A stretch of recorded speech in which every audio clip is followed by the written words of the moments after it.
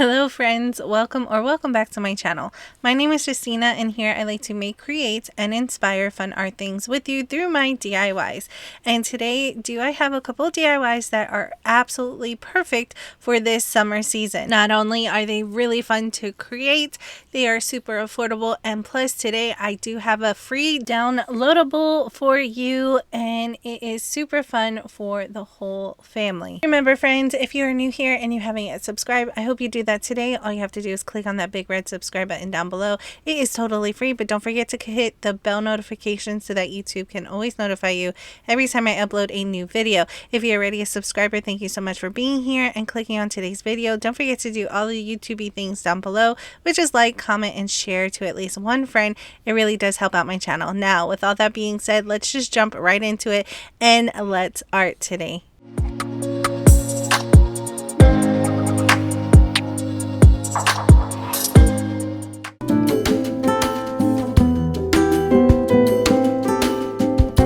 Summer is technically here, at least in the southern region of the United States. It is time to prepare. Now, I have this glass bowl that I used in a previous DIY that I am repurposing today. I have some chalk paint that's on it that was a little clumpy and some hot glue. Then I'm just taking my sandpaper and I am sanding it down so everything is nice and smooth.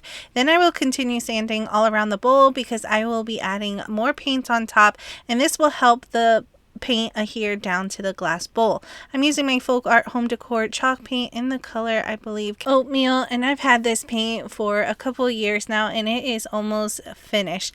I will add a couple of coats of it though so that everything is well covered and that the paint underneath is not shown through.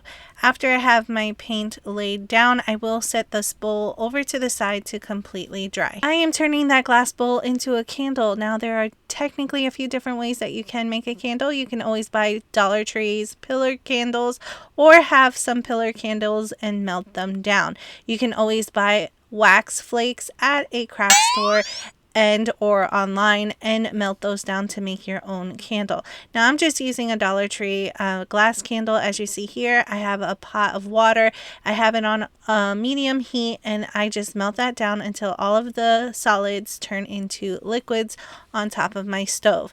Now that I have my bowl that is nice and dry and my wax that is nice and melted, we need some wicks. Now I used to make candles and sell them all the time, so I have plenty of material at home, but you can always go to a craft store and buy some wicks. They are reasonably priced and not expensive. So mine has these metal things that actually hold the wicks down. So I'm just adding some hot glue and placing it right on the bottom of that and then placing that into my bowl. Now I do have the right wicks with this bowl. You need to measure out your bowl and see what type of wicks that you might need. All of that information is a quick Google search, so that is easily found. Just make sure you take all the safety precautions while making your own candles. Like I said, have made candles in my past, so I do have citronella fragrance oil that I am adding right into my melted wax. I'm taking a bamboo skewer and mixing it for at least 1 minute so that all of the fragrance oil is nice and incorporated into the wax. Now, I have been making candles for a really long time. There is technically a science behind it. It depends on your waxes, it depends on your fragrance oil, and it also depends on your temperature. You want to make sure that your temperature is set at the right temp to add fragrance oil. Once again, that is a quick Google search if you want to get more in depth of making candles.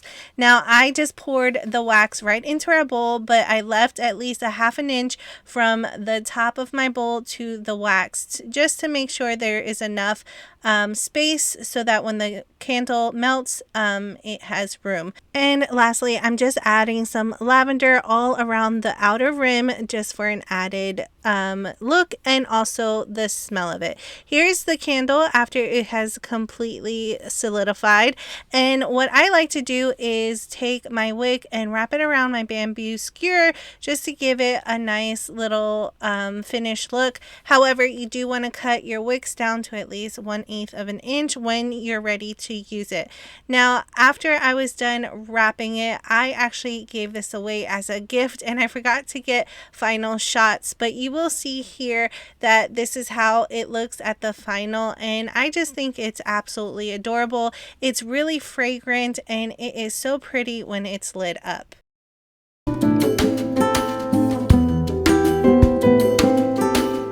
For our second DIY, I know this is a repeat, but I absolutely love it. I made this Yahtzee game back a few months ago, and I think it is perfect for the summertime, especially when you're spending a lot of time outdoors. Here is a look of the regular Yahtzee game card compared to the one that I'm making. And this one is really fun because you can use this card that I'm making over and over and over again. Now, everything is the same except for the title of the game. I put Yahtzee because we are going to play it out in the yard.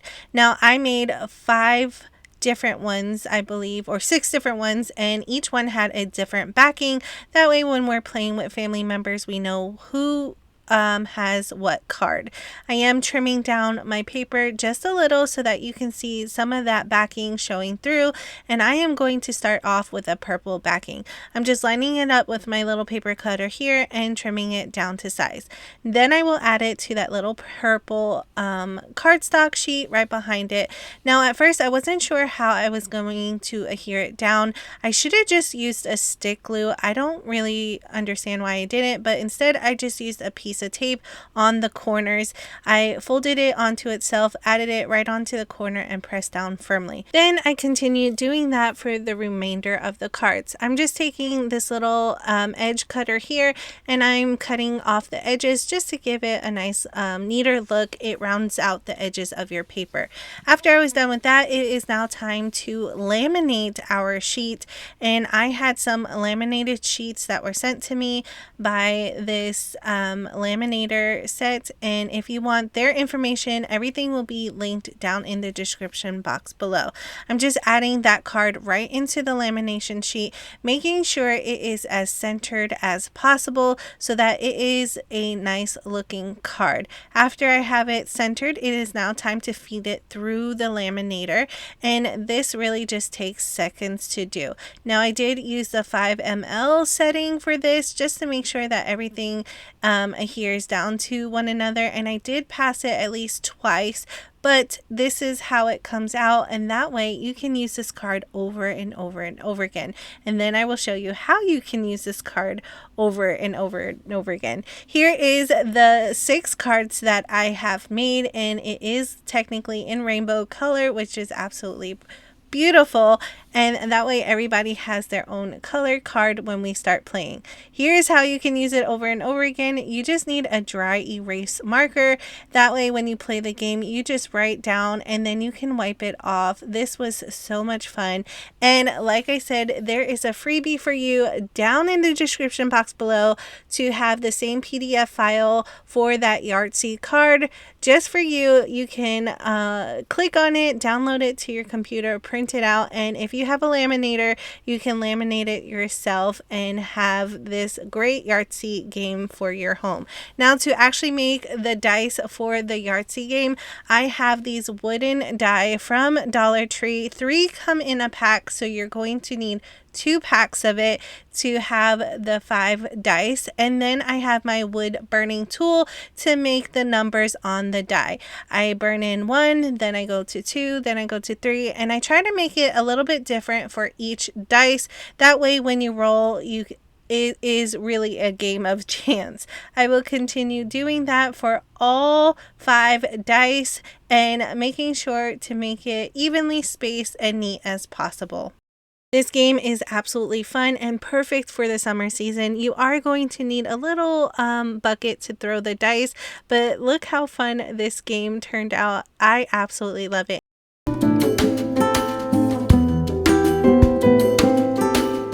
This next DIY is perfect for those days where you're going to just be bored or hear the words, "I'm bored."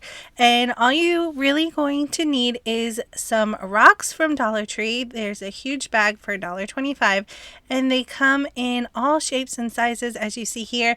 And at Dollar Tree, they also come in different colors. Then the second thing you're going to need for this DIY is just some paint. I'm first going to coat my rocks with Waverly chalk paint in the color Snow White. This just acts as my primer and also my base color. That way when I add color on top of it, it's more opaque and very bright and vibrant. Since my rocks are black, that way you can really see the colors pop through.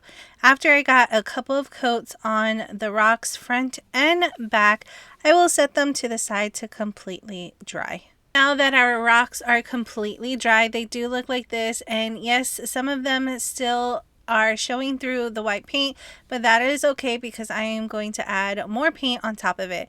I'm using my apple barrel acrylic paints in yellow, orange, and white because for these rocks I want to turn them into little orange slices. Now, if you've been following my channel, I did this DIY before, but the first DIY that I did with it, I made little strawberries and a little crate to put them in, and I needed to add more fruits and vegetables to it, and you guys have commented down below before, and I believe one of you have said oranges, or either my little one said oranges. I can't remember. So that is what I'm doing now. I am going to go in with orange paint and just paint it to look like orange slices as best as I possibly can. I then add yellow paint and then start blending them together, and then I will add white paint on top. Now I do further go in with more detail later on. I really don't show you that. If you are trying to recreate this, you take your time and try to get it as close as whatever fruit you are trying to create. I just kept going with it, and then I wasn't pleased after I was done with it, so I just kept going back and trying to fix it as best as possible. Here you see me add some white to the center of our orange slices, and then I'm fanning it out using a really small detailed brush. After all of my orange slices was painted to my liking, I'm just taking some Mod Podge in the satin finish, and I'm adding a coat to the front and back of it, and that completes this DIY. Like I mentioned before, I did do this DIY previously, and I made little strawberries and painted this little crate that I just had in my crafting stash. So I'm adding all of the strawberries back into it, and now I can also add my little orange slices to the little crate. Now I do have 4 more spaces. If you have any suggestions, please leave me a comment down below to see what else I can add to our little crate here so that my little one can play with it this summer. I had a blast making this. Look how adorable these 2 fruits are, and this will be a perfect summer DIY with all ages.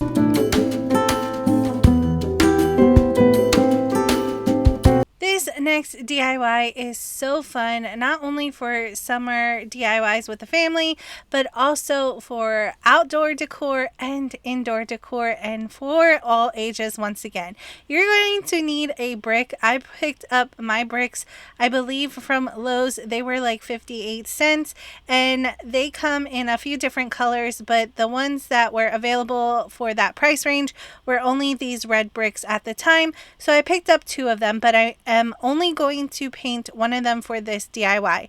As you see here, I am sanding my brick down. That's because they have these rigid edges and they basically just flake off. So I will continue sanding until all of the edges and the front and back of it is nice and smooth. After my bricks were nice and smooth, I am going in with some Waverly chalk paint in the color Snow White.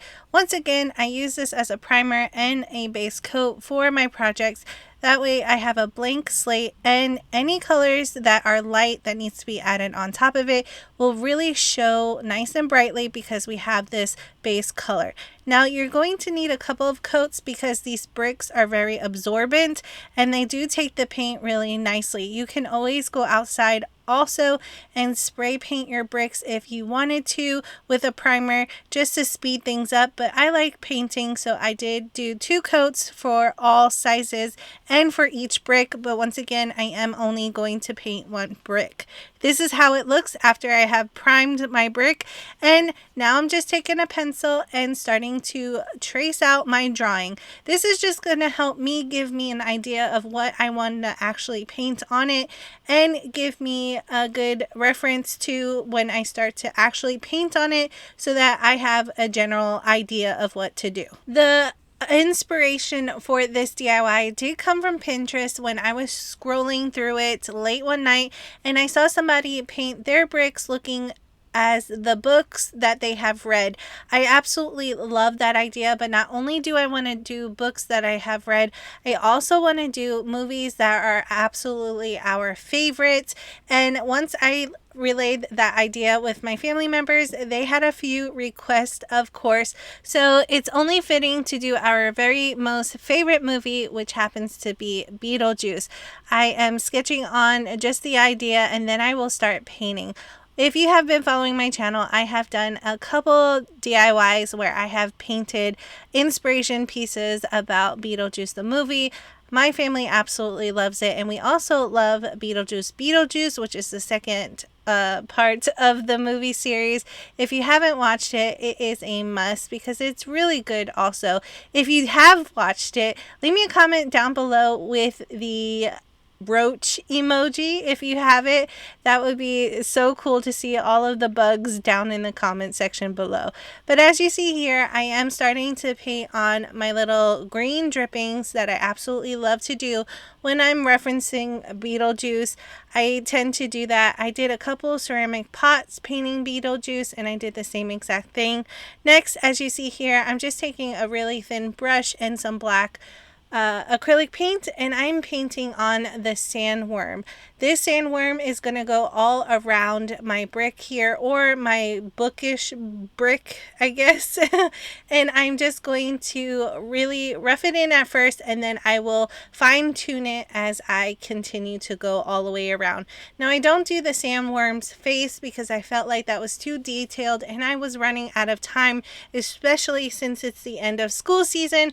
I was rushing all around all week and I'm trying to get this video out to you, so I do apologize for it being out so late, but nonetheless we are now here and I absolutely loved this DIY. Once again, I am using my acrylic paints in different types of brands, but I am making sure to give everything at least 2 coats of paint just to make sure that I get in all of those ridges that bricks normally have.